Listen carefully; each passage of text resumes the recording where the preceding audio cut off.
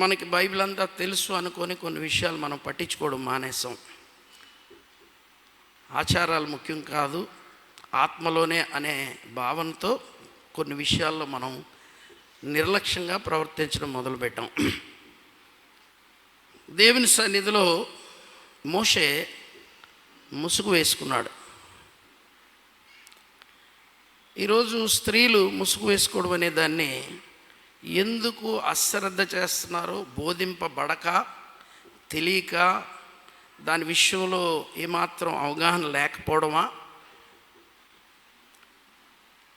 దేవుని మందిరంలోకి వచ్చినప్పుడు, దేవుని సన్నిధిలో ఉన్నప్పుడు మనకి వెస్ట్రన్ కల్చర్ బాగా అడాప్ట్ అయిపోవడం వల్ల, వాళ్ళు బాబుడేహీరులతో ఉండడం వల్ల వారు వేసుకోరు, ఎగురుతారు, గెంతుతారు.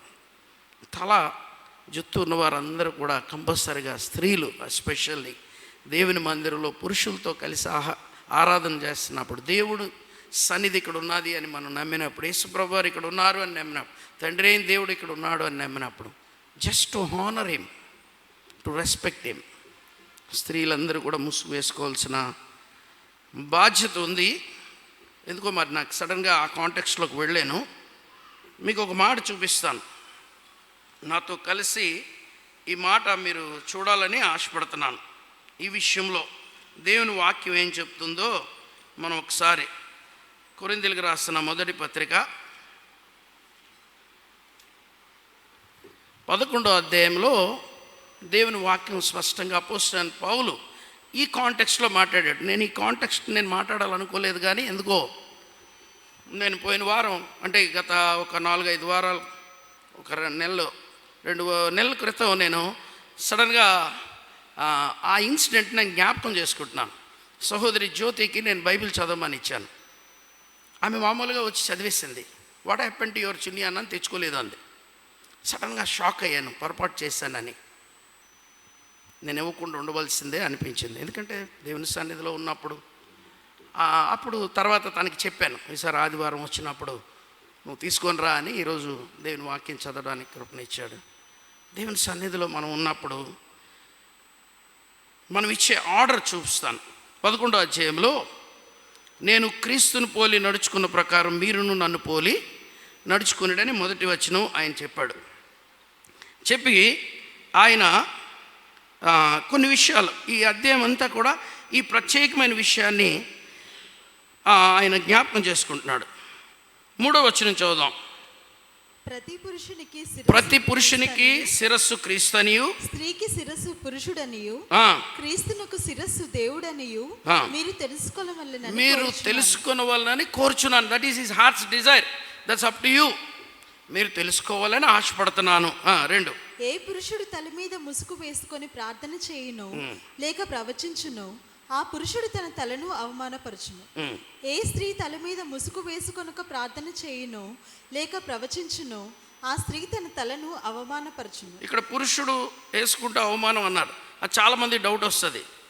మరి యేసుప్రభు వారు ఎందుకు వేసుకున్నారు? మోషే ఎందుకు? జుత్తు పెంచుకుంటే, తలగాని పెంచుకుంటే కంపల్సరీగా వేసుకోవాలి, క్షౌరం చేసుకుంటే అవసరం లేదు. అలాగే ఇక్కడ స్త్రీ విషయంలో కూడా అదే ఉంది. ఏలయనగా అది ఆమెకు క్షౌరము చేయబడినట్టుగానే ఉండును. స్త్రీ ముసుగు వేసుకొని ఎడల ఆమె తల వెంట్రుకలు కత్తిరించుకొనవలెను. కత్తిరించుకొనుటకైనను క్షౌరము చేయించుటకైనను స్త్రీకి అవమానం అయితే ముసుగు వేసుకొనవలెను. పురుషుడైతే దేవుని పోలికయు మహిమనై ఉన్నాడు గనుక తల మీద ముసుగు వేసుకొనకూడదు గాని స్త్రీ పురుషుని మహిమయై ఉన్నది. ఏలయనగా స్త్రీ పురుషుని నుండి కలిగనే గాని పురుషుడు స్త్రీ నుండి కలగలేదు. మరియు స్త్రీ పురుషుని కొరకే గాని పురుషుడు స్త్రీ కొరకు సృష్టింపబడలేదు. అంటే ఈ మాటలు కొద్దిగా డైజెస్ట్ చేసుకోవడం కొద్దిగా ఆడవాళ్ళకి కష్టం, కానీ ఎప్పుడైనా ఖాళీగా ఉన్నప్పుడు స్టడీ చేయడానికి ప్రయత్నం చేయండి. పేతురు రాసిన పత్రికలో కూడా పేతురు అంటున్నాడు, స్త్రీ బలహీనమైన ఘటమని. నో అమ్కి సిసే కమ్నై అంటున్నారు. మరి మనం ఏం చేయలేం. అది ఈ విషయాలు కొద్దిగా ఎప్పుడన్నా ఖాళీగా ఉన్నప్పుడు పరిశుద్ధాత్మ దేవుడు మీకు బోధించేలాగా ఆలోచించండి. ఇప్పుడు 10వ వచనం చదవండి. ఇందువలన దేవదూతలను బట్టి అధికార సూచన స్త్రీకి తల మీద ఉండవలెను. ఈ దేవదూతలను బట్టి అనే మాట ఎందుకు వాడాడో మీరు ఎప్పుడన్నా కంకార్డెన్స్ ఉంటే చదవండి. మీ దగ్గర ఏమన్నా కామెంటరీస్ ఉంటే, ఎందుకు దేవదూతలను బట్టి అన్నాడు పౌలు అన్న విషయాన్ని మీరు ఆలోచన చేస్తే 6వ అధ్యాయం ఆదికాండంలో దేవుడికి బాగా కోపం వచ్చిన ఒక సంఘటన, హృదయంలో నొచ్చుకొని మానవుణ్ణి చేసినందుకు పశ్చాత్తాపడి 900-800 సంవత్సరాల ఆయుష్ని 120 సంవత్సరాలకి ఎందుకు తగ్గించాడు అన్న సంగతిని మీరు బాలేదా? ఏదైనా కొద్ది వాటర్ ఇవ్వండి, బయట తీసుకురా. She is not feeling well. నీళ్ళు తాగండి పర్వాలేదు.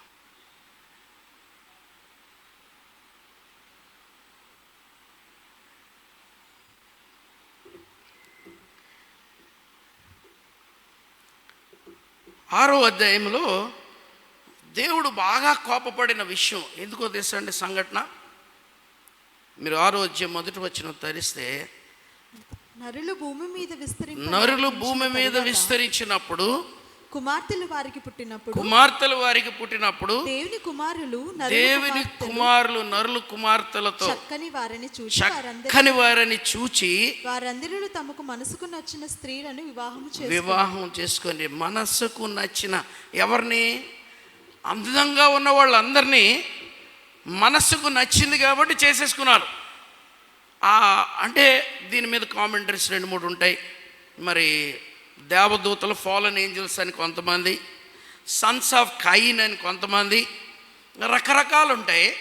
కాబట్టి ఆ సమాజంలో ఆ రోజు ఆ పరిస్థితికి కారణం, ఆ పాపానికి కారణం, ఆ రోజు దేవుడు అంతగా కోపగించుకోవడానికి కారణం నెఫలీలు అన్నవారు అప్పుడు అందుకే పుట్టారు. ఆ కారణాన్ని బట్టి దేవుడు మానవుల్ని సమూల నాశనం చేసేసాడు. దేవుడికి ఎంత కోపం వచ్చిందంటే నరులను చేసినందుకు ఆయన ఏమయ్యాడంట? పశ్చాత్తాపడ్డాడంటండి. మీరు ఆలోచన చేయండి ఈ విషయంలో. నా టాపిక్ అది కాదు, దాంతో నేను ముగించేస్తాను, ఎక్కువ చెప్పకూడదు. సందర్భం వచ్చిందని నేను ఆ విషయాన్ని మాట్లాడాలనిపించింది, మాట్లాడాను. ఈరోజు మనకి చదవబడిన లేఖన భాగం, కమ్ టు అవర్ టెక్స్ట్. హెబ్రీయులకు రాసిన పత్రిక 4వ అధ్యాయం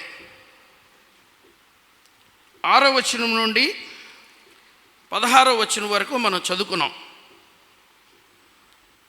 హెబ్రీ సంఘానికి పౌలు రాస్తున్న పత్రిక అని నమ్ముతారు, ఎందుకంటే రచనలు బట్టి. యాక్చువల్గా ఆథర్ ఎవరో తెలియదు, కానీ ఈ రైటింగ్స్ మ్యాక్సిమం పౌల్లాగే ఉన్నాయని పౌలు అంటారు. ఇందులో చాలా విషయాలు రాసుకుంటూ వచ్చాడు. ఈ బుక్ ఏంటంటే యేసు ప్రభువుని ఆయన పోర్ట్రేట్ చేస్తూ, యేసు ప్రభువుని గురించి యూదులకు ఉండే కొన్ని బలమైన నమ్మకాలు ఉన్నాయి. వాళ్ళు బాగా నమ్మే దాంట్లో దేవదూతలను నమ్ముతారు. సో హెబ్రీయులకు రాసిన పత్రికలో హెబ్రీ గ్రంథకర్త వాట్ ఈజ్ ప్రూవింగ్ అంటే Jesus is greater than angels. రెండోది, వారు మూల పురుషుడైన అబ్రహాముని నమ్ముతారు. అబ్రహాముని చాలా ఎస్టీమ్ చేస్తారు. వీఆర్ చిల్డ్రన్ ఆఫ్ అబ్రహాం అంటారు. అబ్రహాంకి మించినోడు లేడు అని అంటారు వాళ్ళు. అందువలన ఆయన ఈజ్ గ్రేటర్ దెన్ అబ్రహాం. తర్వాత వాళ్ళు ఎస్టీమ్ చేసేది ఎవరంటే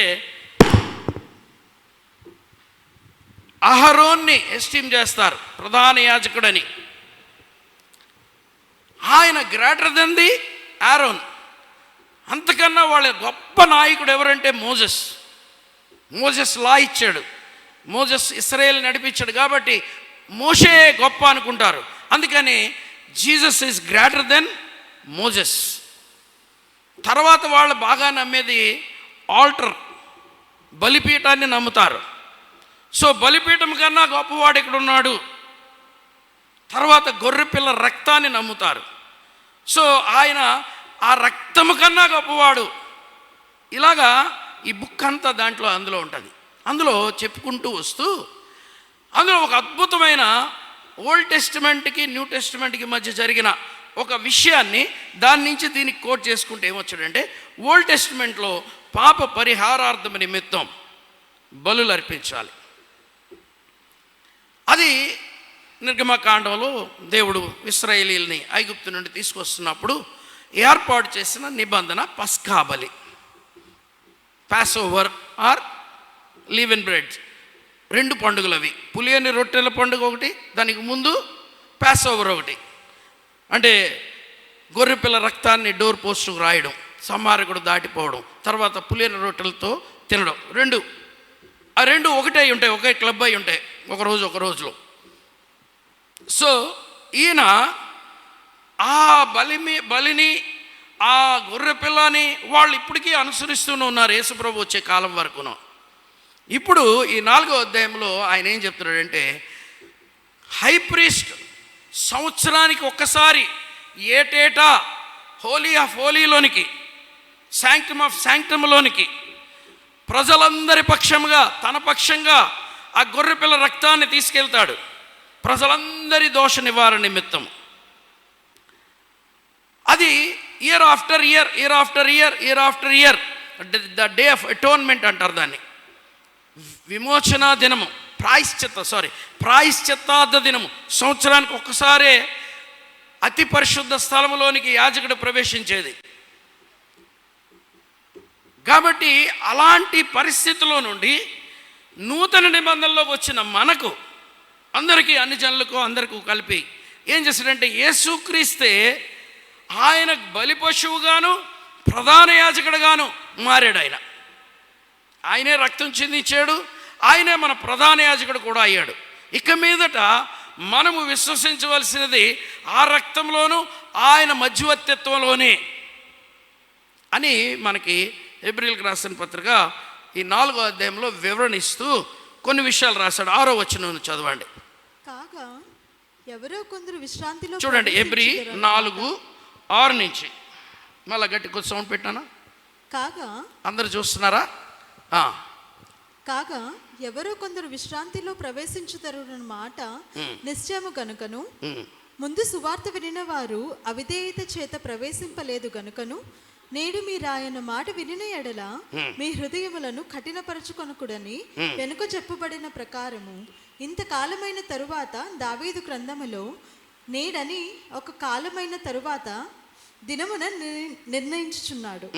యెహోషువ వారికి విశ్రాంతి కలుగ చేసిన ఎడల ఆ తరువాత మరి ఒక దినమును గూర్చి ఆయన చెప్పకపోవును.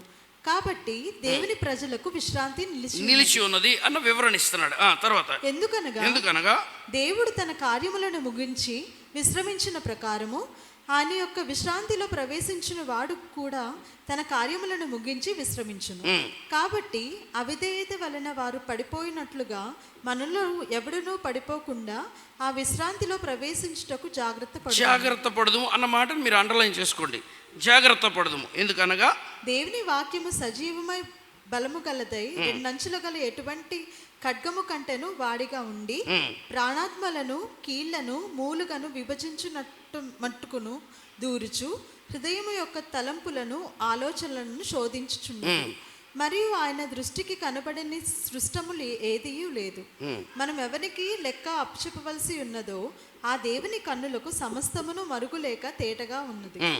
ఆకాశ మండలము గుండా వెళ్ళిన దేవుని కుమారుడైన యేసు అను గొప్ప ప్రధాన యాజకుడు మనకు ఉన్నాడు గనుక మనం ఒప్పుకొనిన దానిని గట్టిగా చేపట్టుదుము.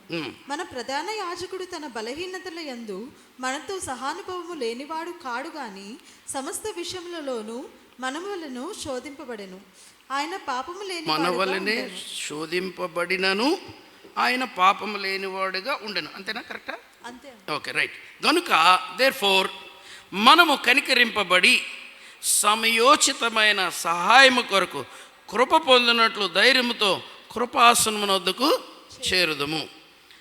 ఎందుకు ఈ మాటలు చెప్తున్నానంటే, చాలాసార్లు చాలామంది బాప్తిసం తీసుకొని దేవుని బిడ్డలుగా సీనియర్స్గా ఉండి చాలా విషయాల్లో బిజీగా ఉండి దేవునికి ఎందుకో అంత దగ్గరగా లేనప్పుడు, పరిస్థితులు బాగులేనప్పుడు, ఆ సమస్యలు ఉన్నప్పుడు మోస్ట్ ఆఫ్ ద టైము ఈ బల్లని నెగ్లెక్ట్ చేస్తారు, రావడానికి ఇష్టపడరు. ఎందుకు ఇష్టపడరు అంటే, నేను బాగాలేను ఇప్పుడే ఇంట్లోనే. న్యాచురల్గా మీకు ఒక విషయం చెప్తాను, జాగ్రత్త వినండి. క్రైస్తవులందరికీ ఆదివారం గుడికి బయలుదేరేటప్పుడు గుడి నుంచి మీ ఇంటి నుంచి గుడికి వచ్చే లోపల, లేకపోతే గుడిలోకి ఎంటర్ అయిన తర్వాత మీకు ఏదో ఒక గొడవ జరుగుతుంది. భార్యాభర్తల గొడవ, పిల్లలకి తల్లికో, తల్లికి తండ్రికో, లేకపోతే ఏదో ఒక బాధ, ఏదో ఒక నొప్పి పని వాళ్ళతోటో, లేకపోతే దారిలో వస్తున్న కారు వాడితోటో, కారు వెనకాతల స్కూటర్ కుదడమో ఏదో ఒకటి జరుగుతుంది.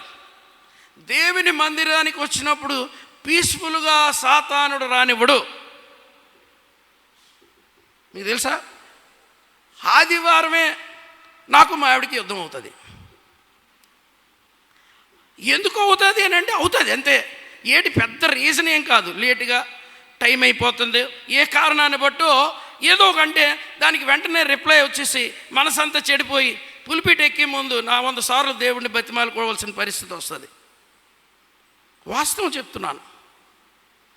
అలాంటప్పుడు సాతానుడు చాలా తెలివిగా, ఓహ్ నువ్వు మాట్లాడేస్తావా, నువ్వు బల్లకి వెళ్ళిపోతావా, బల్లలో చెయ్యటేస్తావా, అయోగ్యముగా ఎవడైనా చెయ్యడితే అగ్ని కురిసేస్తుంది అన్న టైప్లో మనం ఆలోచిస్తాం. కానీ ఒక విషయం మర్చిపోవద్దు, మనము ఈ బల్లను సమీపించడం ద్వారా మనకున్న బలహీనతలన్నీ కూడా ప్రభు దగ్గర ఒప్పుకొని విడుదల పొందుతామన్న ఒక జ్ఞానం చాలాసార్లు ఉండదు.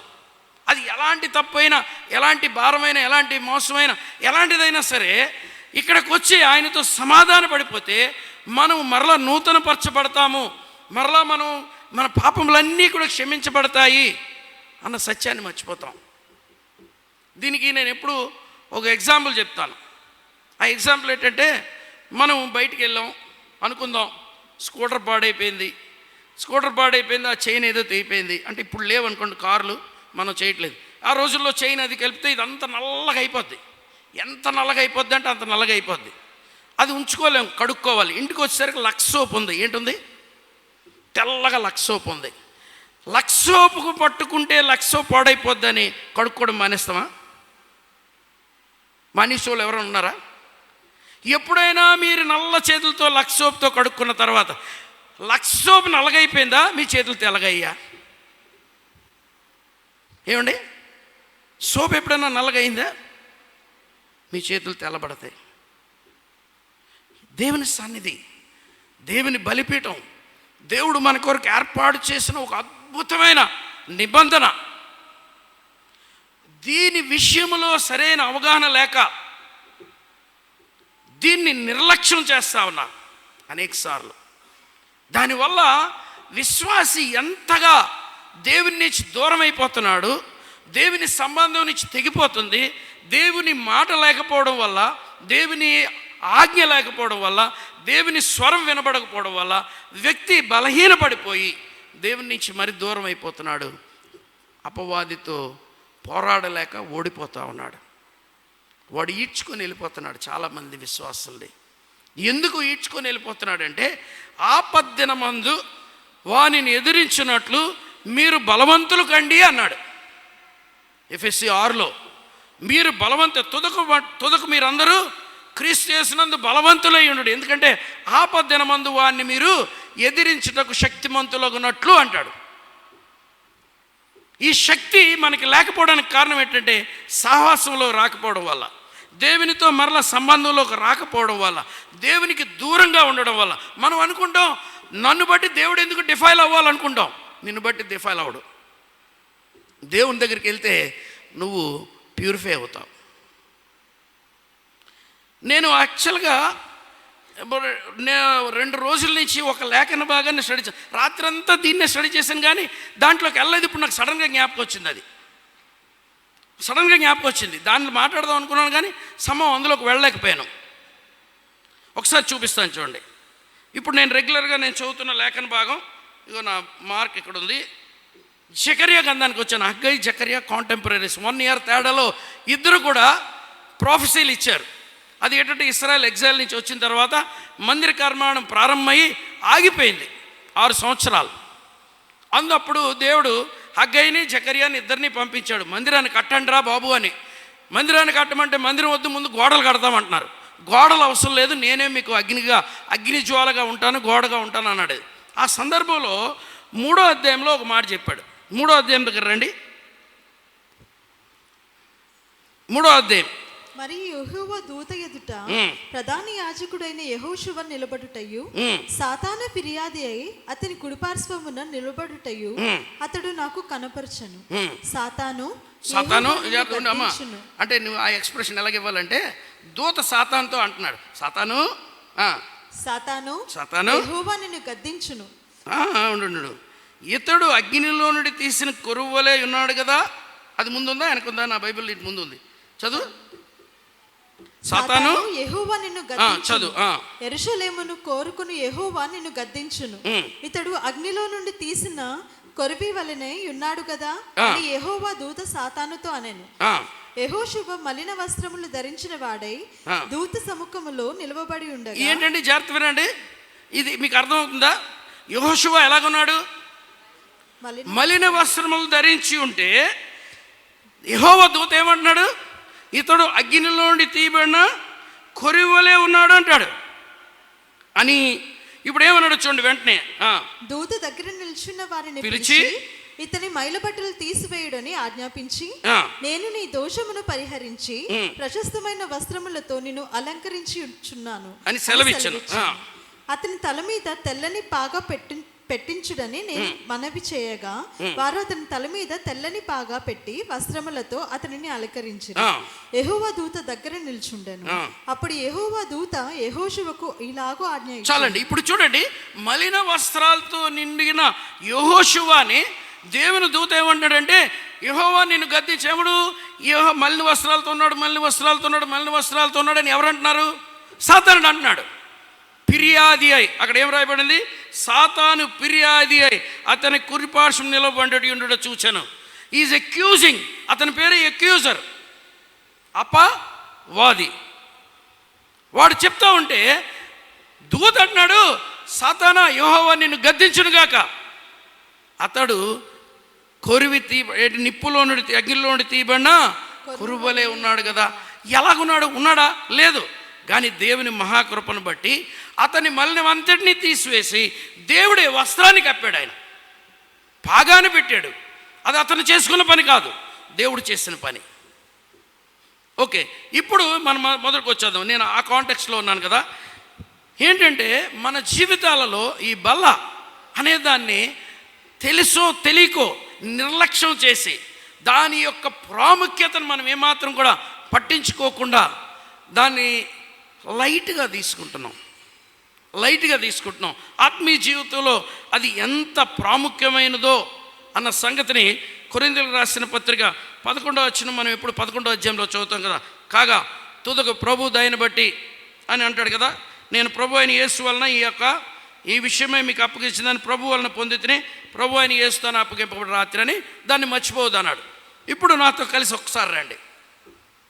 పాత నిబంధనలో 2వ దినవృత్తాంతం గ్రంథం 29వ అధ్యాయం 30, 28, 30 అధ్యాయాల్లో మనం ఒక సంఘటన చూస్తాం. హిజ్కియా ఏలుతున్న కాలం. ఆహాజు చనిపోయాడు. ఆహాజు చనిపోయిన తర్వాత హిజ్కియా రాజుగా వచ్చాడు.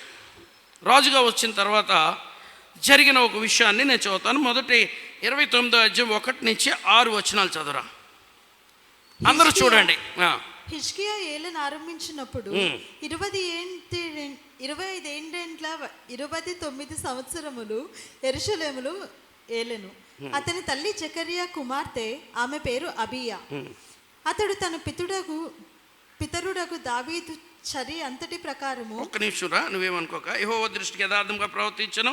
అతడు తన ఏలుబడి యందు మొదటి సంవత్సరం మొదటి నెల యెహోవా మందిరపు తలుపులు తెరిచి వాటిని బాగు చేసి యాజకులను లేవీయులను పిలువనంపి తూర్పుగానున్న రాజవీధిలో వారిని సమకూర్చి వారికి ఇలాగ ఆజ్ఞయించను, లేవీయులారా నా మాట ఆలకించుడి. ఇప్పుడు మిమ్మల్ని మీరు ప్రతిష్ఠించుకొని మీ పితరుల దేవుడని యెహోవా మందిరం మందు ప్రతిష్ఠించి పరిశుద్ధ స్థలంలో నిశ్చిత వధువులన్నింటినీ తీసుకొని బయటకు కొనిపోడి. మన పితరులు ద్రోహులే, మన దేవుడని యెహోవా దృష్టి చెడు నడతలు నడిచి ఆయన విసర్జించి ఆయన నివాసమునకు పెడనుక్కం పెట్టుకొని దానిని అలక్ష్యము చేసిరి. హిజ్కియా 25th వయసులో 25 సంవత్సరాల కాలంలో అతడు రాజ్యాధికారానికి వచ్చాడు. అతడు 29 సంవత్సరాలు పరిపాలించాడు. ఆయన రాజ్యాధికారం రాగానే మొట్టమొదట ఆయన చేసిన పని ఏంటంటే, తండ్రి అయిన ఆహాజు ఒక పని చేశాడు. 28వ అధ్యాయము 3వ వచనం నుంచి చదువుతున్నాను చూడండి. 23. అరే ఏమనుకోక కొద్దిగా అంటే ఎక్కువ చదవాలి కాబట్టి నేను చదివేస్తున్నాను. ఎట్లనగా 23వ వచనం నుంచి చదువుతున్నాను. 28వ అధ్యాయం. ఎట్లనగా సిరియా రాజుల దేవతలు వారికి సహాయం చేయుచున్న గనుక వాటి సహాయమును నాకును కలుగునట్లు నేను వాటికి బలు అర్పించదని అనుకొని తన్ను ఓడించిన దమస్కు వారి దేవతలను బలు అర్పించారు. అయితే అవి అతనికి ఇశ్రాయేలు వారికి నష్టమనే హేతువులైన. ఆహాజు దేవుని మందిరపు ఉపకరణము సమకూర్చి వాటిని తెగగొట్టించి యెరూషలేము అందంతటా బలిపీఠం కట్టించాను. యూదా దేశం పన్నిట్లన్నిటిలో అతను అన్యుల దేవతలు ధూపవేటికి బలిపీఠం కట్టించి తన పితరుల దేవుడు అని యెహోవాకు కోపం పుట్టించాను. ఇతడు దేవాలయాన్ని మూసాడు. సిరియా దేవతలు అతనికి హెల్ప్ చేస్తున్నాయంట. అందుకని దేవాలయాన్ని బలిపీఠాన్ని అన్నిటినీ పడగొట్టేసి ఇశ్రాయేల్ దేశం యూదా దేశం అంతటా కూడా అతడు బలిపీఠాలు కట్టించాడు. అలాంటి సమయంలో హిజ్కియా రాజ్యాధికారానికి వచ్చాడు. వచ్చిన తర్వాత ఇప్పుడు ఆయన ఏం చేశాడు అని అంటే 7వ వచనం చదువుదాం. వీరేం చేశారంట, యెహోవాను దృష్టికి చెడు నడత నడిచి ఆయన్ని విసర్జించి ఆయనకు పెడముఖం పెట్టారంటండి. పెడముఖం అంటే దేవుడేమో ఇటువైపు ఉంటే వాళ్ళు అటువైపు ఉన్నారు, దేవుడు ఇటువైపు ఉంటే వారు అటువైపు ఉన్నారు. ఒకసారి ఇర్మియా ఈ విషయాన్ని ఏ విధంగా ప్రవచించాడో చూద్దాం. 2వ అధ్యాయం 27 వచ్చినప్పుడు చదువురా. ఇర్మియా 2:27.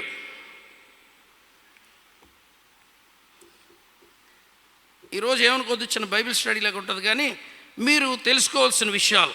2:27. వారు నా తట్టు ముఖము త్రిప్పుకొనక వీపునే త్రిప్పుకొనరి.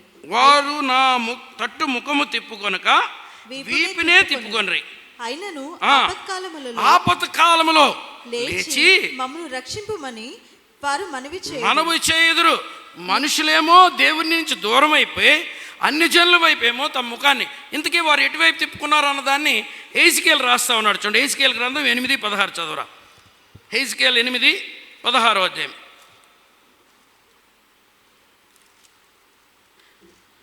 నేను చూస్తున్నాను చూడండి. 14వ వచనం నుంచి, యెహోవా మందిరపు ఉత్తర ద్వారం దగ్గర నన్ను దింపగా అక్కడ స్త్రీలు కూర్చుండి తమ్మూజు దేవతను కూర్చి ఏడ్చుట చూచి తిని. తమ్మూజు దేవతను చూసి ఏడుస్తున్నారంట. ఏంటిది తమ్మూజు దేవత అంటే ఏంటో తెలుసండి? బాల్ అంటే ఏంటిది? God of rain.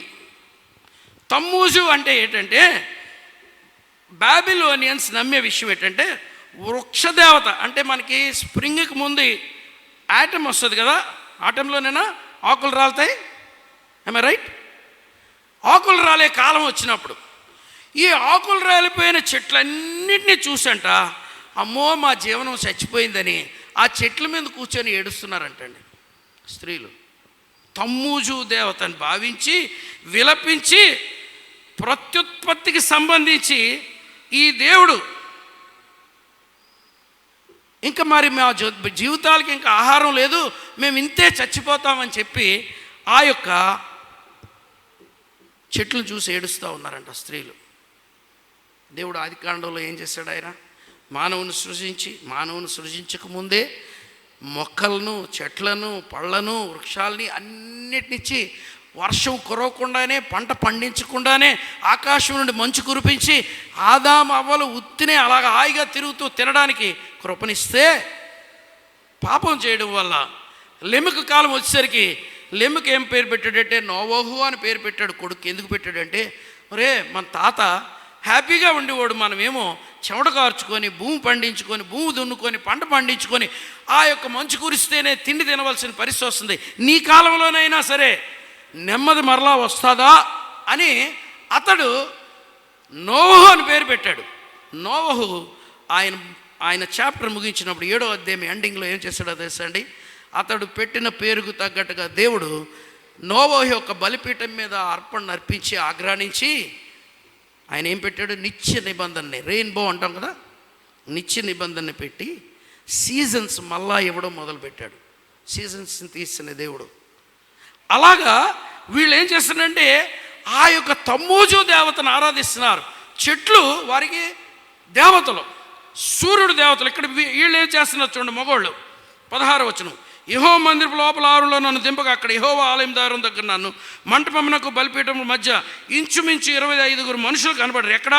మంటపానికి మందిరానికి. మంటపం అంటే బయట ఉంటుంది, మందిరం 25 మనుషులు కనబడు. వారి వీపులు యెహోవా ఆలయము తట్టును, వారి ముఖములు తూర్పు తట్టును తిరిగి ఉండను. వారు తూర్పున ఉన్న సూర్యునికి నమస్కారం ఎవరు చేస్తున్నారండి? వాళ్ళు దీని మీద ఆధారపట్ల. వాళ్ళకున్న ఉద్యోగాలు, వారికి ఉన్న జ్ఞానం, వారికి ఉన్న బంధుగణం, వారికి ఉన్న స్నేహితులు, వారి సపోర్టర్స్, వాళ్ళు ఈ లోకంలో అబ్బో ఈ సూర్యుడు, ఈ తమ్మూజు దేవతలే వారికి దేవతలైపోయి ఈ బలిపీఠాన్ని నిర్లక్ష్యం చేస్తున్నారు. వాళ్ళు ఏం చేశారు? ఆ యొక్క సూర్యుని చేయించుండరు. చూడండి, ఆ కిందకు వచ్చాక, నరపుత్రుడా నువ్వు చూచితివే యూదా వారు ఇక్కడ హేయకృపలు జరిగించడం చాలదా? వారు దేశమును బలత్కారం నింపుచు నాకు కోపం పుట్టించుచు ద్రాక్ష తీగ ముక్కు పెట్టుచు మరి ఎక్కువగా నాకు కోపం పుట్టించు. కాబట్టి కటాక్షం లేని కనికరం చూపుకుని నేను నా క్రోధము నొగిపొచ్చి వారు నా చెవుల్లో ఎంత బిగ్గరగా మొర్ర పెట్టినాను నేను ఆలకింపకుందును. అది పరిస్థితి. అలాంటి సమయంలో హిజ్కియా రాజరికానికి వచ్చాడు. రాజరికానికి వచ్చిన తర్వాత ఇప్పుడు 30వ అధ్యాయం దగ్గరికి వద్దాం. వీళ్ళు ఏం చేశారో చూద్దాం. 30వ అధ్యాయంలో పస్కా పండుగని మొదలుపెట్టాడు. సొలొమోను తర్వాత మరలా ఇంతవరకు పస్కా పండుగ జరగలేదు. రెహబాము వచ్చాడు. రెహబాము తర్వాత చాలామంది రాజులు వచ్చారు. They stop worshipping. ఏంటిది? నిత్య నిబంధన. మోషే ద్వారా ఇశ్రాయేలీలకు ఇవ్వబడిన నిబంధన. పస్కా మీరు ప్రతి ఏటా ఆచరించాలి. గొర్రెపిల్ల మీ అందరి పక్షంగా వధింపబడాలి. మీరు పస్కాను భుజించాలి. దీన్ని మీరు ఆచరించడం మానకూడదంటే దేవాలయాలు మూసేస్తారు. ఎందుకంటే పక్కన రాజుల హెల్ప్, వాళ్ళ హెల్ప్, వీళ్ళ హెల్ప్ తీసుకొని హ్యాపీగా ఉన్నారు వాళ్ళు. ఇప్పుడు హిజ్కియా ఏం చేస్తున్నాడంటే అందరికీ కబురు పెట్టాడు. చూడండి, హిజ్కియా ఇశ్రాయేల్ దేవుడైన యెహోవాకు పండుగ ఆచరించడానికి యెరూషలేములో ఉన్న యెహోవా మందిరంకి రావాల్సినదని ఇశ్రాయేల్ వారికి అందరికి, యూదా వారికి అందరికి వర్తమానములు, ఎఫ్రాయిములకి, మనుష్య వారికి పత్రికలను పంపాడు. ఎవరికి? 2 రాజ్యాలు అయిపోయినా ఆ ఇశ్రాయేల్ రాజ్యానికి కూడా పత్రికలు పంపాడు. అంచెగాళ్ళని పంపించాడు. వాళ్ళు కలరు అయినప్పటికీ వాళ్ళేమో షోమ్రోన్లోనేమో దూడను పెట్టుకొని ఆరాధిస్తున్నారు. వాళ్ళు దేవుణ్ణి మర్చిపోయారు, పస్కాన్ని విడిచిపెట్టేస్తారు. యూదా ప్రజలు మర్చిపోతే వారు కబురు పెట్టాడు. సేవకు చాలినంత మంది యాజకులు తమ్మును తాము ప్రతిష్ఠించు కొనకుండుట చేతను. జాగ్రత్త వినండి. ఏమైపోయిందంటే ఆరాధన క్రమాలు లేవు కాబట్టి యాజకులు మామూలు జాబుల్లోకి వెళ్ళిపోయారు. యాజకత్వం వదిలేశారు. యాజకులు లేరు. రెండోది, జనులు యెరూషలేములో కూడుకొనకుండుట చేతను మొదటి నెల పస్కా పండుగ జరగకపోగా రాజును అతని అధిపతులు యెరూషలేమున సమాజ వారందరిని దాన్ని 2వ నెలలో ఆచరింపవాలని యోచన చేసి వాళ్ళు ఏం చేశారంటే ఒక నిర్ణయం తీసుకొని కబురు పెట్టారండి. కబురు పెడితే 10వ వచనం చదవండి. అంచెవాండరు ఎవరండి? అంచెవాండర్ అంటే ఎవరు? ఇంగ్లీష్లో ఏమంటాం? Courier boys. అంచెవాండ్లు ఏం చేశారంటే జబూలూను దేశం వరకును ఎఫ్రాయిం మనష్షేల దేశం ఉన్న ప్రతి పట్టణంకు పోయిరు. కానీ అచ్చటి వారు ఎగతాళి చేసి వారిని అపహసించరు. ఈ మాటలు చెప్తే చాలామందికి నచ్చవు, కోపం వస్తుంది. ఏముందలే, గుడికి వెళ్తున్నాం, దశమభాగం ఇస్తున్నాం కదా, బల్లను సమీపించకపోతే ఏమొస్తుంది? బల్లను సమీపిస్తే నా పాపాలన్నీ వదిలేయాల్సి వస్తుంది.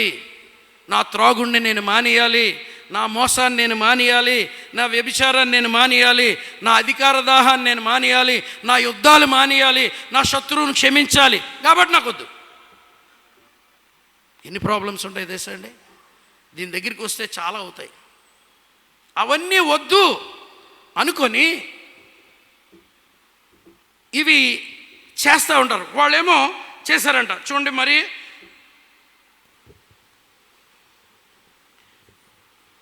ఇప్పుడు కావున 2వ నెల యందు పులియని రొట్టెల పండుగ ఆచరించడానికి అతి విస్తారమైన సమాజం భోజనాలు యెరూషలేములో కూడిరి.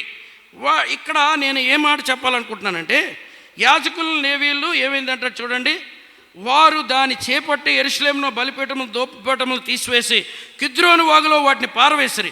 2వ నెల 14వ దినం వారు పస్కా వధించిరి. యాజకులను లేవీయులను సిగ్గునుంది. ఏమయ్యారంటండి? సిగ్గునుంది తమ్మును ప్రతిష్ఠించుకొని దహనబలి పశువులను యెరూషలేం మందిరంలోనికి తీసుకొని వచ్చిరి. వాళ్ళకి సిగ్గేసిందంట. చిచి, ఇంతకాలం మనం ఇలా చేయలేదే, ఎంత పొరపాటు చేసాం అని వాళ్ళు పశువులు వధించి వాళ్ళందరూ నిలబడితే ఇప్పుడు ఒక విషయం జరిగింది. 18, 19, 20 వచనాలు చూస్తే ఈ అద్భుతమైన విషయాన్ని ఇక్కడ నేను చూపిస్తాను. చూడండి.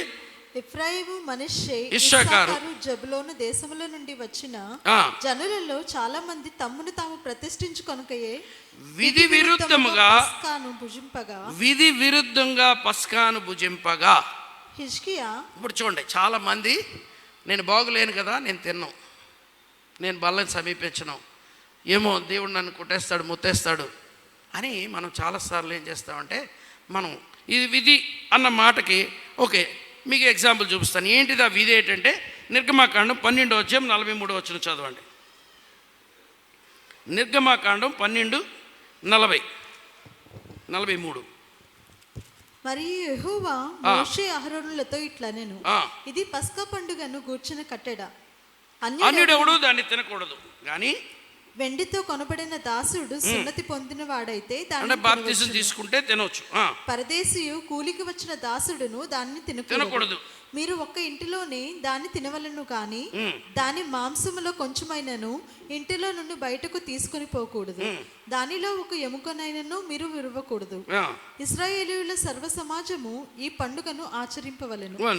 నీ యొద్ద నివసించు పరదేశి యెహోవా పస్కను ఆచరింపగోరిన పక్షమున అతనికి కలిగిన ప్రతి మగవాడు సున్నతి పొందవలను. తర్వాత అతడు సమాజంలో చేరి దాన్ని ఆచరింపవచ్చును. అట్టివాడు మీ దేశంలో పుట్టిన వానితో సముడగును.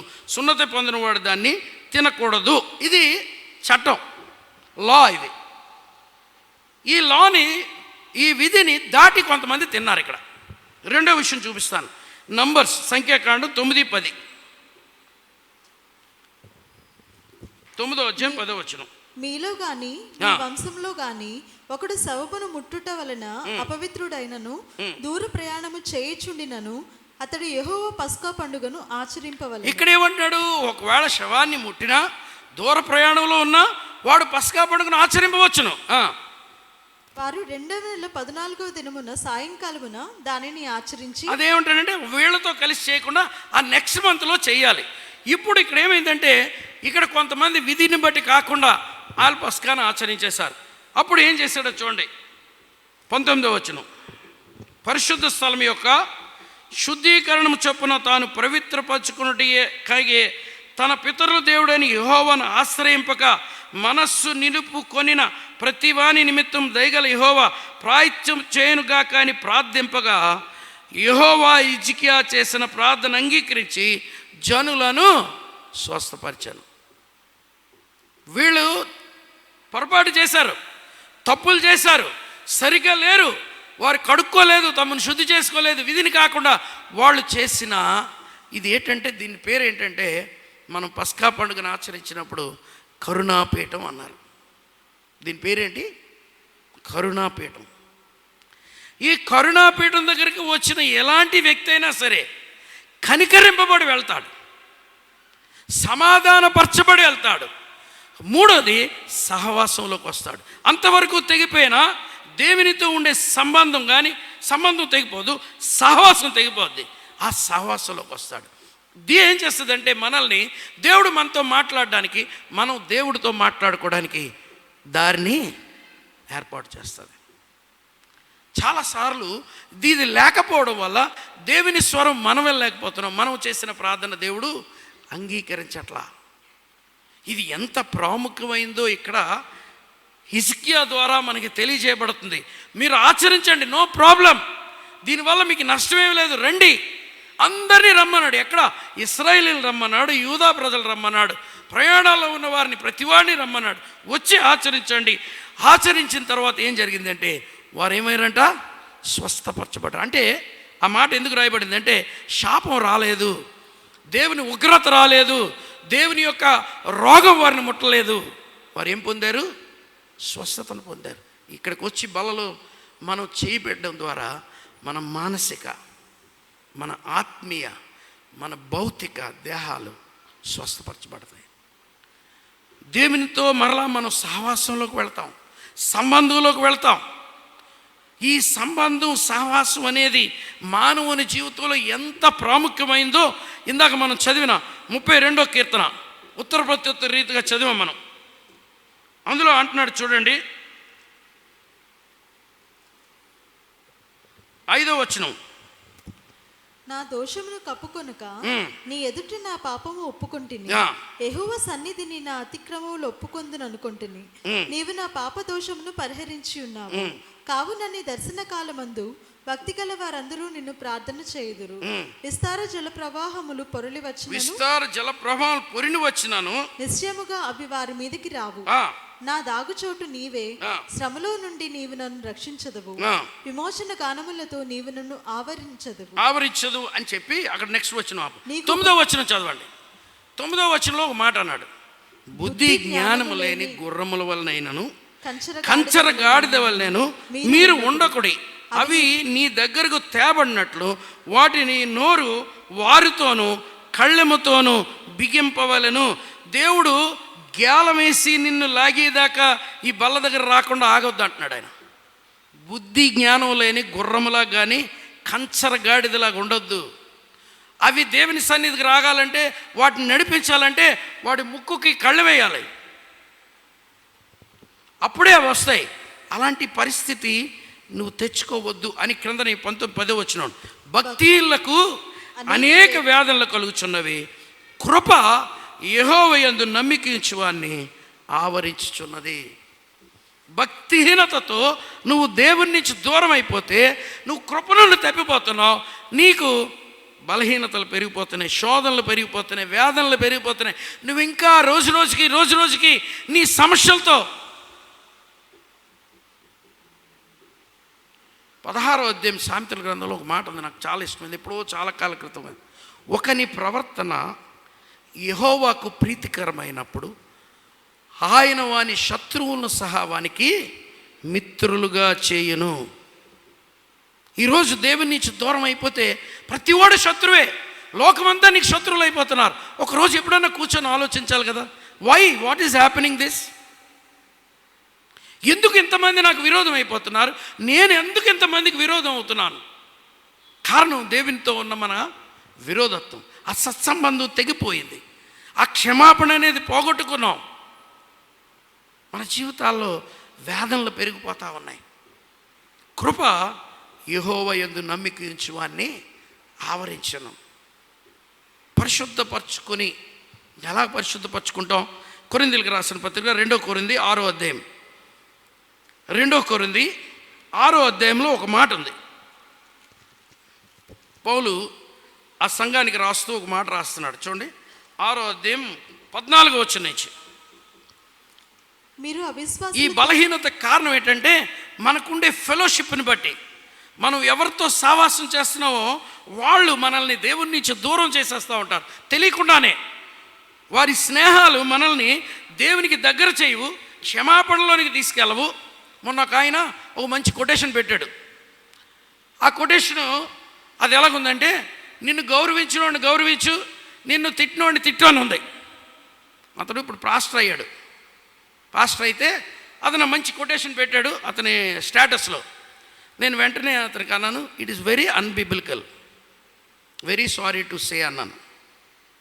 బైబిల్ అలా చెప్పట్లేదే. నీ శత్రువును ప్రేమించు, నీ శత్రువుని క్షమించు, ప్రార్థించినప్పుడల్లా వారిని క్షమించు, వారిని దీవించు అని వాక్యం చెప్తుంది. ఇతడు క్రైస్తవుడు, పాస్టర్ గారు కొటేషన్ నచ్చినట్టుంది పెట్టేశాడు. అన్బిబిలికల్ అనగానే వెంటనే ఆయన నాకు పెట్టాడు, పాస్టర్ గారు సారీ, వెరీ సారీ, నేను తీసానండి దాన్ని అన్నాడు. జీవితంలో తీసేయాలి అలాంటివి కొన్ని. బలిపీఠం దగ్గరికి వచ్చినప్పుడు మనం చేయగలిసిన ఒకే ఒక పని ఏంటంటే, మన పాపాలని ప్రభు దగ్గర ఒప్పుకొని సమాధాన పడితే చాలు. అందుకే ఇప్పుడు మనం చదివిన లేఖన భాగం హెబ్రీయులకు రాసిన పత్రికలో మనం చదివిన దగ్గరికి వద్దాం. 4వ అధ్యాయంలో ఆయన ఏమంటున్నాడంటే, 6వ వచనం నుంచి చూద్దాం. కాగా ఎవరో కొందరు విశ్రాంతిలో ప్రవేశించారన్నమాట నిశ్చయం కనుక ముందు సుమార్త విన్నవారు అవిధేయత చేత ప్రవేశింపలేదు, పాపం వల్ల కాదు. అవిధేయత చేత దేవుడు ఆఫర్ ఇచ్చినా రాకుండా దేవునితో సమాధాన పడకపోవడం వల్ల, దేవుని సన్నిధిలోకి వచ్చి తమ పాపాలను ఒప్పుకొని విడిచిపెట్టాలని ఇష్టం లేకపోవడం వల్ల అవిధేయత వల్ల నశించిపోయారంటాడు. మీరు ఆలోచన చేయండి, ఈ మాటను మీరు అర్థం చేసుకోండి. పస్కా పండుగ కాలం, ఐగుప్తులోని ఇశ్రాయేలీలు ఆ రోజు ఏమన్నాడంటే, మీరు ఆ రాత్రి గొర్రెపిల్లను వధించి గొర్రెపిల్లను ప్రతి డోర్ పోస్ట్కి రాయమన్నాడు. ఏ ఏ డోర్ పోస్టులకు రాశారో ఆ డోర్ పోస్టులో వాళ్ళందరూ బ్రతికారా లేదా? బ్రతికారు కదా.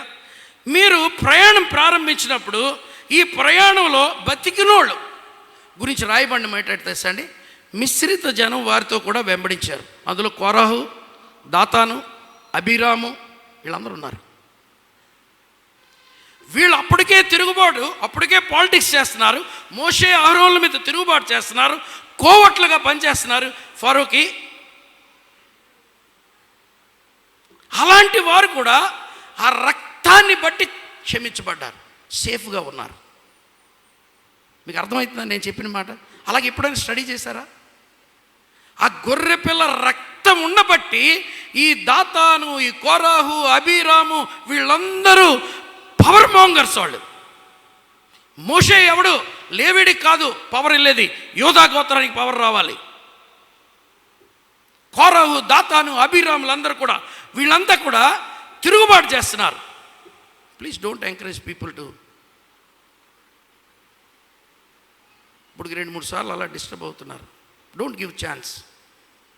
ఆరాధన అయిన తర్వాత స్టార్ట్ అయ్యాక ఎవరికి ఛాన్స్ ఇవ్వద్దు. ఈ దాతాను, అబీరాము, కోరహు అన్నవాళ్ళు మొదటి నుంచి మోషే అహరోనుల మీద తిరుగుబాటు చేస్తూనే ఉన్నారు. ఇంకొక పని ఏంటి చేసేవారు తెలుసా అండి? అవకాశం వచ్చినప్పుడల్లా ప్రజలను ఎలా రెచ్చగొట్టేవారంటే, రండి మనం ఐగుప్తుకి వెళ్ళిపోదాం. ఎక్కడికి వెళ్ళిపోదాం? ఐగుప్తుకి వెళ్ళిపోదాం. ఫరో మనకి చాలా మంచి ఫ్రెండ్, అక్కడికి వెళ్ళిపోదాం, మంచి భోజనం అక్కడ దొరుకుతుంది. ఈ మోషే ఎవడు? ఈ యొక్క ఉల్లిగడ్డలు, ఆ మనం తిన్న చేపలు, మాంసం ఇవన్నీ పోయాయి, ఈ రుచి పచి లేని మన్నాను తినిపిస్తున్నాడు అంటున్నాడు. వాళ్ళు కూడా బ్రతికారు. కారణం ఏంటంటే ఆ గొర్రెపిల్ల రక్తం. ఈరోజు చర్చిలో అందరూ కూడా సేఫ్గా నాలాంటి మీలాంటి వాళ్ళు అందరూ ఉన్నామంటే కారణం ఆయన రక్తం. మన బ్రతుకులేటో ప్రభువుకు తెలుసు. అక్కడ రాయబడిన మాట ఏంటో తెలుసండి, మరియు ఆయన దృష్టికి కనబడని స్పష్టం ఏదీ లేదు.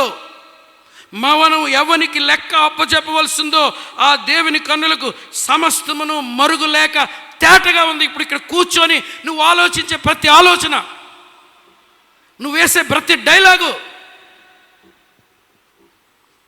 ఆయన చూడగలడు, చూస్తున్నాడు. మర్చిపోవద్దు, ఆయన గుడ్డివాడు కాడు, మోసపోకుడి దేవుడు, విక్రింపబడ్డు.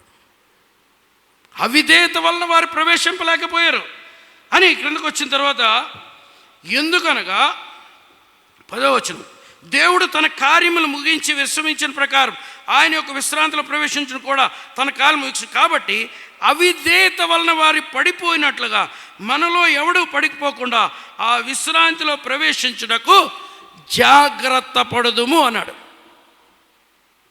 ఆ విశ్రాంతిలో ప్రవేశించకుండా వారు మొదట సువార్త విన్నవారే, ఆది క్రైస్తవులే, పుట్టిన దగ్గర నుంచి కూడా ఉన్నవాళ్ళే, ఈ గుండె కట్టిన వాళ్ళే, ఈ సిమెంట్ బస్తాలు మోసిన వాళ్ళే.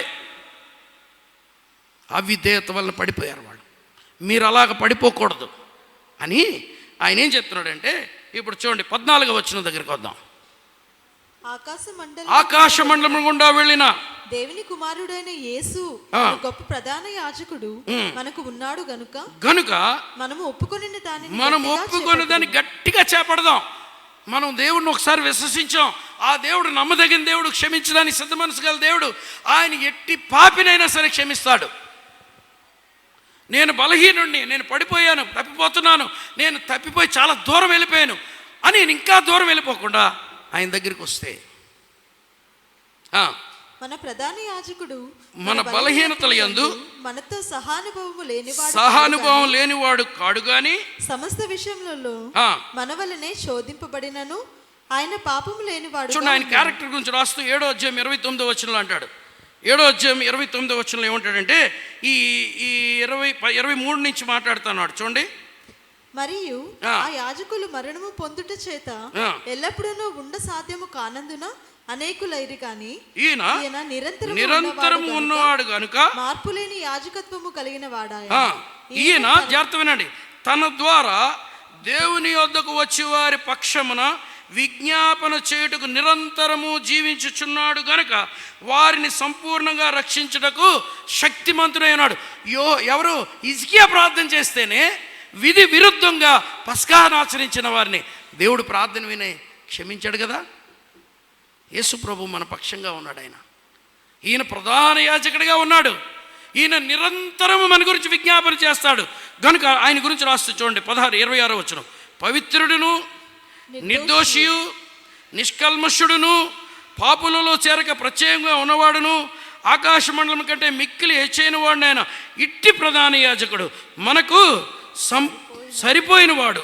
ధర్మశాస్త్రం బలహీనత గల మనుషులను యాజకులుగా నియమించును కానీ ధర్మశాస్త్రం తర్వాత వచ్చిన ప్రమాణపూర్వక వాక్యం నిరంతరము సంపూర్ణ సిద్ధి పొందిన కుమారుని నియమించను గనుక. సంపూర్ణ సిద్ధి పొందిన ఎట్టయినా చేశాడు ఆయన, పరిపూర్ణతలోనికి వచ్చాడు ఆయన. ఆయన మనకున్నాడు కనుక ఇప్పుడు చదవరా ఇందాక కనుక 16వ వచనం 4:16 కనుక మనము కనికరింపబడి సమయోచితమైన సహాయం కొరకు కృప పొందినట్లు అండర్లైన్ చేసుకోండి ఆ మాట, ధైర్యముతో. కృపాసనమునొద్దకు ఏ ధైర్యం? నిన్ను బట్టి నీకు ధైర్యం కాదు, నీ ఎదుట ఉన్న యేసయ్య నిన్ను క్షమించడానికి సిద్ధపరచగల దేవుడు కాబట్టి, నీ పక్షంగా ఒక్కసారి బలి అంతా అర్పించేస్తాడు కాబట్టి, ఆయన శిలువ రక్తంలో నీ పాపాలన్నీ కొట్టేశాడు కాబట్టి, మాటి మాటికి నువ్వు వచ్చినా కొడతాడని తెలుసు, అంతం వరకు నీ పాపాలు క్షమిస్తూనే ఉంటాడు. ఒక దైవజనుడు అన్నాడు, you will fail at every step but not the last step because Jesus will hold you. You may fail at every step but not the last step. విశ్వాసంతో అడుగులేసుకుంటూ వెళ్ళు, ఆ ప్రభు దగ్గరికి వెళ్ళు, ఆయన నిన్ను లిఫ్ట్ చేస్తాడు. ఆయన సమయోచితమైన కనికరం పొందినట్లు ఆయన కృపాసనం దగ్గరికి ఎలా రావాలంట? ధైర్యంతో వద్దాం. మన ఎడల ధైర్యం కాదు, మన భక్తి విషయంలో, మన నీతి విషయంలో, మన యథార్థత విషయంలో, మన పాపములన్నీ కూడా మనకు తెలుసు. అయినప్పటికీ పాపం లేనివాడుగా ఉన్న యేసు నీ కొరకు నా కొరకు బలి అయిపోయి ఆ రక్తాన్ని మన కొరకు ఇచ్చాడు. దాన్ని ధైర్యంగా తీసుకుందాం, క్షమించబడదాం, కృప పొంది ఈ తావుల్లోంచి వెళదాం. ఈ పునరుద్ధాన దినం మొదటి దినం ఈ బలను సమీపించడానికి హెజిటేట్ చేస్తున్నా నీవు నేను చాలా కాలమైంది. బాప్తిసం తీసుకొని మర్చిపోయేవి అన్నీ. నీవు ఆత్మీయంగా ఎందుకు ఎదగలేకపోతున్నావు? ఎందుకు బలహీనుడిగా ఉంటున్నావు? ఎందుకు ఇంకా పాపంలోనే ఈడ్చుకొని వెళ్ళిపోతుంది సాతాను నిన్ను? పాపంలో బందీ అయిపోయి నిత్య నరకానికి వెళ్ళిపోతున్నావు కానీ నువ్వు గమనించట్లేదు. కానీ ఒకరోజు బుద్ధి జ్ఞానము లేని కంచరగాడిద వలె ఉండొద్దని కీర్తనకారుడు చెప్తున్నాడు. దాన్ని వారుతోనూ కళ్ళెముతోనూ తీసుకురావాల్సి వస్తుంది. భక్తిహీనులకు వేదనలు అనేకం, కృప యెహోవాను అనుసరించి వారికి ఉంటుంది. వాళ్ళకి సమీపిద్దాం అట్టి మనసుతో, అట్టి ధైర్యంతో, అట్టి ఒప్పుదలతో ఈ బలను సమీపించి క్షమించబడి. ఒక్క మాట చెప్తాను నేను, క్షమిస్తే మనందరి జీవితాల్లో మనకి ఏం ఏర్పడుతుంది? రెస్టోరేషన్ ఏర్పడుతుంది. ఆ రెస్టోరేషన్ అయితే సహవాసంలోకి వస్తాం. ఈ సహవాసంలోకి వస్తే యోబు తన గ్రంథంలో ఒక అద్భుతమైన మాట రాశాడు. అందరూ మీరు బైబిల్ మూసి ముందు ఒక్కసారి తీయండి, ఇది జాగ్రత్తగా మీరు ఇంటికి వెళ్ళే చదవండి. యోబు ఒక అద్భుతమైన సత్యాన్ని బయలుపరుస్తూ ఉన్నాడు. 22వ అధ్యాయం 13వ వచనం నుంచి ఏమనుకుంటున్నాడంటే, దేవునికి ఏం తెలియను, గాఢాంధకారములో నుండి ఆయన న్యాయమును కనుగొనునా, గాఢమైన మేఘములు ఆయనకు చాటుగానున్నవి, ఆయన చూడలేడు, ఆకాశములో ఆయన తిరుగుచున్నాడు అని నువ్వు అనుకుంటున్నావు. పూర్వము నుండి దుష్టులు అనుసరించిన మార్గమును నువ్వు అనుసరించదువా? వారు ఆ కాలముగా ఒక నిమిషములో నిర్మూలమైరి, వారి పునాదులు జలప్రవాహము వలె కొట్టుకుని పోయిను. ఆయన మంచి పదార్థములతో వారి ఇంట్లను నింపినను మా యొద్ద నుండి తొలగి పొమ్మనియు సర్వశక్తులకు దేవుడు మాకు ఏమి చేయుననియు వారు దేవునితో అందురు. భక్తిహీనుల ఆలోచన నాకు దూరమై ఉండును గాక. మన విరోధులు నిశ్చయముగా నిర్మూలమైరనియు వారి సంపదను అగ్ని కాల్చివేసననియు పలుకుచు నీతిమంతులు దాన్ని చూచి సంతోషించుదురు, నిర్దోషులు వారిని హేళన చేయుదురు. ఇది ఎలీఫస్ అంటున్న మాటలు. ఇప్పుడు 21వ వచనం చదువుదాం. ఆయనతో సహవాసము చేసిన ఎడల నీకు సమాధానము కలుగును. ఇలాంటి పరిస్థితిలో నువ్వు ఉన్నావు, కానీ నువ్వు ఆయనతో సహవాసం చేస్తే ఏమొస్తుందట? నీకు సమాధానం కలుగుతుంది. అలాగున నీకు మేలు కలుగును. ఆయన నోటి ఉపదేశంను అవలంబించుము, ఆయన మాటలు నీ హృదయంలో ఉంచుకొనుము.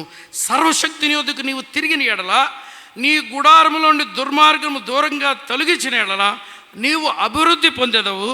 మంటిలో నీ బంగారమును ఏటిరాళ్ళలో ఓఫిర్సోను పారవేయము. అప్పుడు సర్వశక్తుడు నీకు అపరంజిగాను ప్రశస్తమైన వెండిగాను ఉండును. అప్పుడు సర్వశక్తిని యందు నువ్వు ఆనందించేదవు, దేవుని తట్టు నీ ముఖం ఎత్తెదవు. నీవు ఆయనకు ప్రార్థన చేయగా ఆయన్ని మనవాళ్ళకిచ్చును. నీ బ్రొక్కుబళ్ళు నువ్వు చెల్లించదవు. మరియు నువ్వు దేన్నైనా యోచన చేయగా అది నీకు స్థిరపరచబడును. నీ మార్గముల మీద వెలుగు ప్రకాశించును. Come to that fellowship. నువ్వు అభివృద్ధి పొందుతావు, నీ వెలుగు విరజిల్లుతుంది, నీకు సమాధానం కలుగుతుంది. దాని నుంచి దూరంగా వెళ్ళిపోవద్దు. కారణాలు బోల్డ్ ఉండొచ్చు నీకు, కానీ ప్రభు చేసిన త్యాగాన్ని మర్చిపోవద్దు.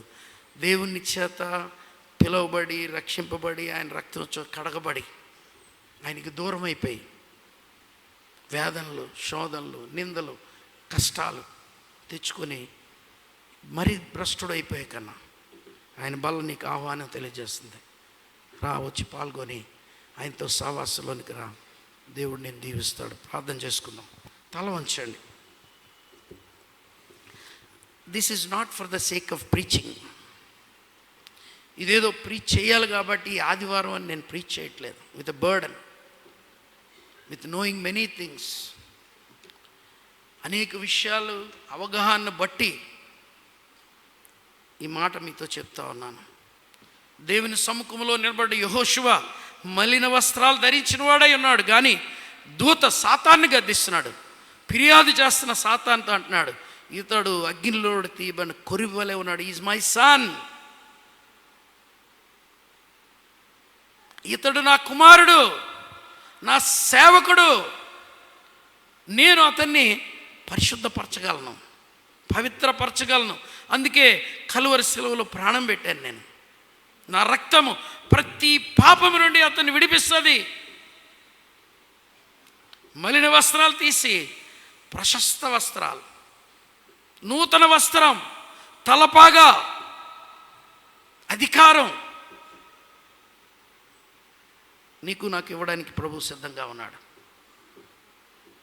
సర్వలోకం మీద, దురాత్మల మీద, రోగాల మీద, బలహీన పరిస్థితుల మీద యేసుప్రభు వారు అధికారం ఇచ్చినట్టు నీకు నాకు అధికారం ఇస్తానంటున్నాడు. రూలర్గా చేస్తాడు. అందుకనే పేతురు 2వ అధ్యాయంలో రాస్తాడు, చీకట్లో నుండి ఆశ్చర్యమైన తన వెలుగులోనికి పిలిచిన వాని గుణాతిశయం ప్రచురము చేయనట్లు రాజులైన యాజక సమూహం, రాజులు at the same time high priest, అలాంటి పాగానికి పెడతానంటున్నాడు. ఆయన చేస్తాడు, మనం చెయ్యం. ఇది మన వల్ల సాధ్యం కాదు. ఈ ఫిల్దీ ర్యాగ్స్ ఉన్నాయి మనకి, కరెక్టే, కానీ is willing to change our dress, change our position, change our status. Is going to change our conditions. ఆయన దగ్గరికి వస్తావా? ఇష్టపడిన వాళ్ళు, ఒకవేళ ఏ కారణం చేత దేవునికి దూరంగా ఉంటున్నావేమో, బల్లను సమీపిస్తున్నావు కానీ, ఆచారంగా పాల్గొంటున్నావేమో కానీ ఆలోచన అర్థవంతంగా పాల్గొట్టలేదేమో, ఇంకా హృదయంలో వేదన, దుఃఖం, క్రోధం, కక్ష పెట్టుకునే ప్రభు యొక్క క్షమాపణ కొరకు వస్తున్నావేమో. ఆయన్ని బలహీనతలు ఎరిగిన దేవుడు, మన వల్ల ఏ బలహీనతలన్నీ ఆయన అనుభవించాడు కనుక క్షమించడానికి సిద్ధ మనసు గల దేవుడు. ప్రభువా, నేను బలహీనుణ్ణి, నేను తప్పయ్యాను, నేను ఆ బలహీనరాల్ని, నేను తప్పయ్యాను, కనికరించిన ఆయన ప్రభు సమాధానాన్ని ఇస్తాడు. మరలా ఆయనతో నీకు సహవాసాన్ని ఇస్తాడు. నిన్ను ఉన్నతమైన స్థితిలో ఉంచుతాడు. పోగొట్టుకున్న ప్రతిదాన్ని నీకు రెస్టోర్ చేయగలడు ఆయన. హిజ్కియా ప్రార్థన విన్న దేవుడు నీ పక్షంగా యేసయ్య చేస్తున్న విజ్ఞాపన వినడా? తప్పకుండా వింటాడు. నీకు సమాధానాన్ని ఇస్తాడు. ఇష్టపడిన వారు, ఈ బలని నిర్లక్ష్యం చేసిన వారు, దేవుని సన్నిధిని నిర్లక్ష్యం చేసిన వారు, అలక్ష్యం చేసిన వారు, బలిపీఠాలను పడగొట్టేసిన వారు, విధి విరుద్ధంగా వచ్చేస్తూ బలను సమీపిస్తున్న నీవు, దేవుడు నిన్ను క్షమించడానికి ఇష్టపడుతున్నాడు. ఇష్టపడితే ప్రభు దగ్గర రా, ప్రార్థన చేసుకుందాం. మిక్కిలి ప్రియుడు ఒక తండ్రి, ఈ వాక్యం మా అందరి జీవితాల్లో, నా వ్యక్తిగత, నా కుటుంబ, ఇక్కడ సంఘ కుటుంబాలు, ఈ వాక్యం వింటున్న వారు ప్రతి వారి జీవితంలో దీవెనకరంగా ఆశీర్వాదకరంగా మలచమని యేసు నామమున అడుగుచున్నాం తండ్రి. ఆమేన్.